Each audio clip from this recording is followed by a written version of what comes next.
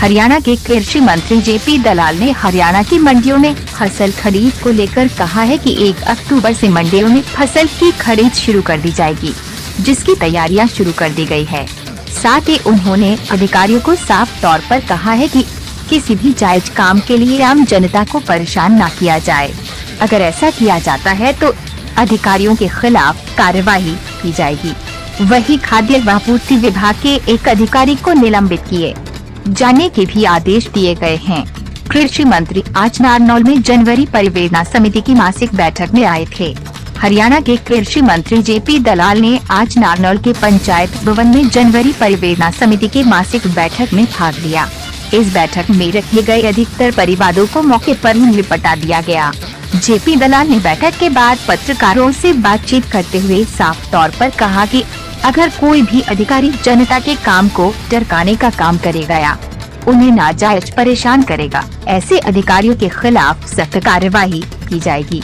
उन्होंने फसल खरीद की तैयारी को लेकर कहा कि 1 अक्टूबर से मंडियों में फसल खरीद को लेकर तैयारियां की जा रही है।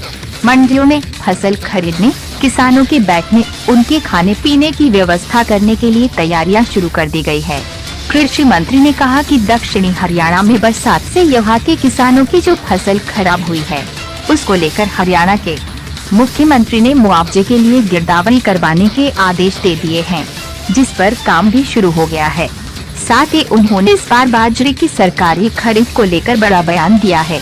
उन्होंने कहा है कि सरकार इस बार विचार कर रही है कि बाजरे की खरीद को लेकर नए नियम बनाए जाए, जिसमें किसान का बाजरा सरकार सीधा न खरीद कर सरकार किसान को बाजरे के बाजार भाव और सरकार के समर्थन मूल्य के बीच के अंतर की राशि सीधे किसान को दे दे।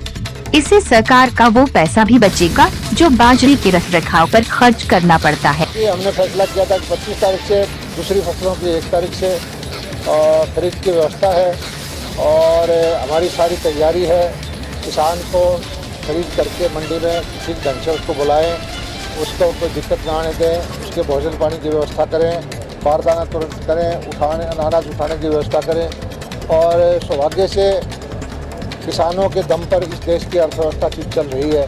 इस बार भी जो किसानों ने अपनी मेहनत की कमाई की है, उसका पैसा जो है हम उन तक पहुंचाएंगे और भाव इस बार अच्छे रहे हैं। बाजरे के क्या इस बार समर्थन मूल्य है? देखिए, बाजरे का किसान को हम या तो सारी समर्थन मूल्य पर खरीदेंगे या भावांतर भरपाई से उसको पैसे देंगे। मान लीजिए आज बाजार के अंदर 1600 रुपये का भाव है और हमारा भाव 2200 कुछ का है, तो उतना पैसा उसको दे देंगे। दोनों चीज़ों में विचार अभी फैसला करना है। ये परसों मीटिंग है हमारी, इस चीज़ के बारे में फैसला कर देंगे, क्योंकि हम खरीद करके उसको रख करके हमारे 300-400 रुपये खर्चा भी आ जाता है, वापस वो बाजार में देना पड़ता है। तो उससे ये है कि सरकारी खर्चा ना पड़े और किसान को कोई नुकसान ना हो। तो दोनों नीतियों पर बीच का रास्ता जो सोच समझ करके इस मीटिंग में फैसला करें। बरसात की जो फसल का नुकसान हुआ उसकी बरसात की मुख्यमंत्री जी का मैं धन्यवाद अदा करता हूँ कि स्वतः संज्ञान लेकर के मैंने उनसे प्रार्थना की कि किसानों के चेहरे मुरझा गए हैं, खासकर दक्षिण हरियाणा में जिन्होंने मूंग की, बाजरे की, कपास की खेती करते हैं। और उन्होंने कहा है कि स्पेशल गिरदावरी कराओ। ऑर्डर उन्होंने आदेश जो है कौशल साहब ने हमारे जो एसीएस है उनको दे दिए। तंत्र की एक खूबी है, लोकतंत्र के अंदर जनता मालिक है, उसको अधिकार मिले हुए हैं और उसकी समस्याओं को निवारण करने के लिए मीटिंग होती है, जिसमें मंत्री के रूप में या अधिकारी के रूप में डिप्टी कमिश्नर होते हैं, बाकी अलग अलग विभाग के अधिकारी होते हैं। और हमारा दायित्व है कि प्रत्येक समस्या का हम जल्दी से जल्दी सकारात्मक रूप रख के उसका समाधान करें। और मैंने आज अधिकारियों को स्पष्ट बोल दिया है कि कोई एक जो व्यवस्था होती है कि टरका दें या आगे देख लेंगे, इस तरह की अगर किसी की मुझे लगेगी कि भाई अधिकारी इस तरह की बात कर रहा है तो उसके खिलाफ सख्त कार्रवाई करेगी। और आज भी एक सख्त कार्रवाई हमने की है एक अधिकारी के खिलाफ।